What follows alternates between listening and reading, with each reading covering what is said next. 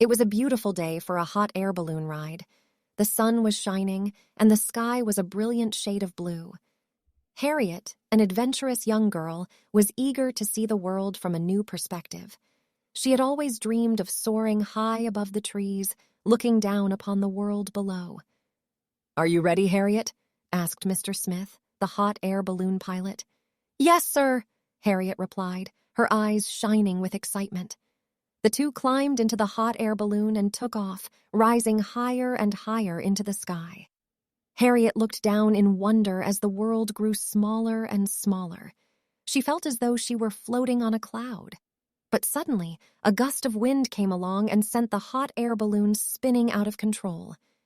Harriet and Mr. Smith tried their best to regain control, but it was too late. They crash-landed in the jungle, far from civilization. "Are you okay?" asked Mr. Smith as he helped Harriet out of the hot air balloon. "Yes, I'm fine," replied Harriet. "But what are we going to do now?" The two looked around at the dense jungle, unsure of what to do next. Suddenly, they heard a voice. "Hello there!" Harriet and Mr. Smith turned to see a young prince walking towards them. He had a mischievous grin on his face and a twinkle in his eye. "Who are you?" asked Harriet, surprised to see someone in the middle of the jungle. "I am Prince Felix," the young prince replied, bowing politely. "And you are?" "I'm Harriet, and this is Mr. Smith," Harriet replied, introducing the two. "Nice to meet you," said Prince Felix. "I was out exploring when I heard the hot air balloon crash. I came to see if you needed any help." "That's very kind of you," said Mr. Smith, grateful for the young prince's help. "But how did you get here?" "I've been exploring different worlds," replied Prince Felix, a look of excitement in his eyes. "I've met all sorts of creatures, from talking animals to flying beasts. It's been quite an adventure." "Really?" asked Harriet, her eyes wide with wonder. "What have you learned?" "I've learned that friendship and kindness are the most important things in life," replied Prince Felix. "I've met some creatures who were mean and selfish, and they never seemed to be happy. But when I met creatures who were kind and caring, they always seemed to be filled with joy." "That's amazing," said Harriet, smiling. "I've never heard anything like that before." "Yes, it is," said Prince Felix, "and I hope to continue exploring and learning for the rest of my life." The three spent the next few hours talking and exploring the jungle together. They discovered strange and wondrous creatures, and Prince Felix regaled them with tales of his adventures. By the end of the day, Harriet had learned a valuable lesson about the essence of friendship, adventure, and joy. She realized that kindness and understanding were the keys to a happy life. And so, the three made their way back to civilization, ready for their next adventure.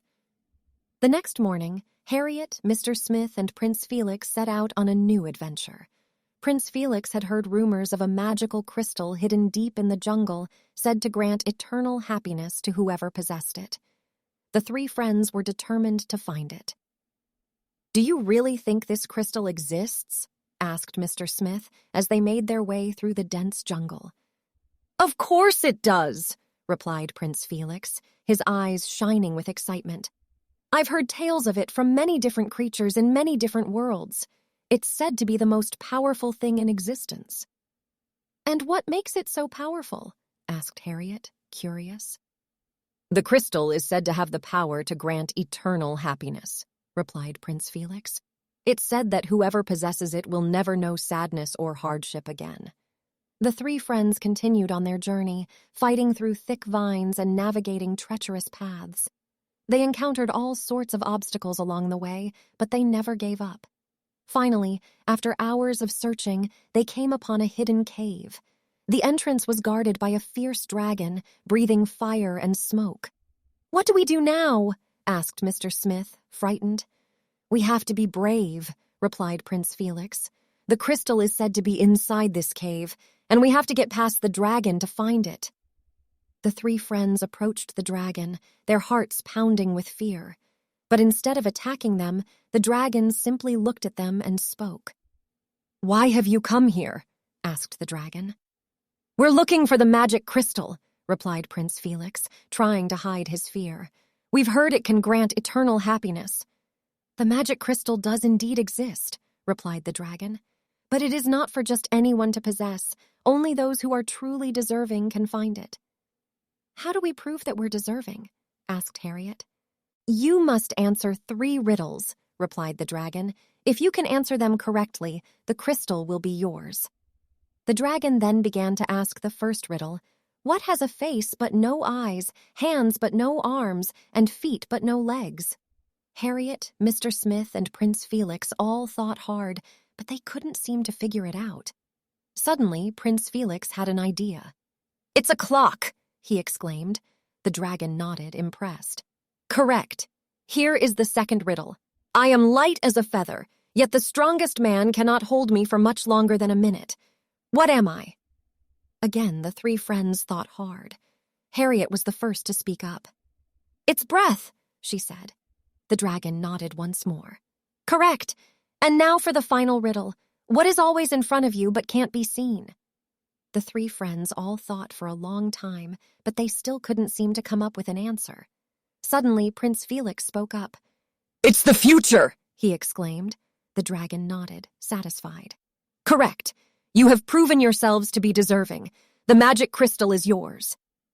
The dragon then disappeared, leaving the 3 friends to enter the cave and find the crystal.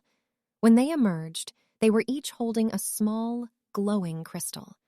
They were filled with happiness and joy, knowing that they had achieved something truly special. The 3 friends returned to the village, where they were greeted with joy and excitement. The villagers had heard of their quest and the magic crystal they had found. They were amazed by their bravery and determination. As they settled back into the village, Harriet, Mr. Smith, and Prince Felix discovered that the magic crystal had a powerful effect. The villagers were all filled with happiness and joy, and there was a sense of peace and unity throughout the entire village. But even with the power of the crystal, the 3 friends realized that the true magic lay in their friendship. They had journeyed together, faced challenges and obstacles, and found happiness in each other's company. Prince Felix spoke up, his voice filled with wisdom beyond his years. "The magic crystal is powerful, but it is not the source of happiness. True happiness comes from the relationships we build and the love we share with others. That is the true essence of friendship, adventure, and joy." Harriet and Mr. Smith both nodded in agreement, realizing the truth in Prince Felix's words.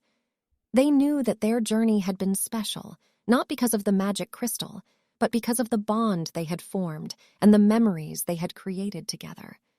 From that day forward, the 3 friends remained close, traveling to new worlds and encountering all sorts of creatures.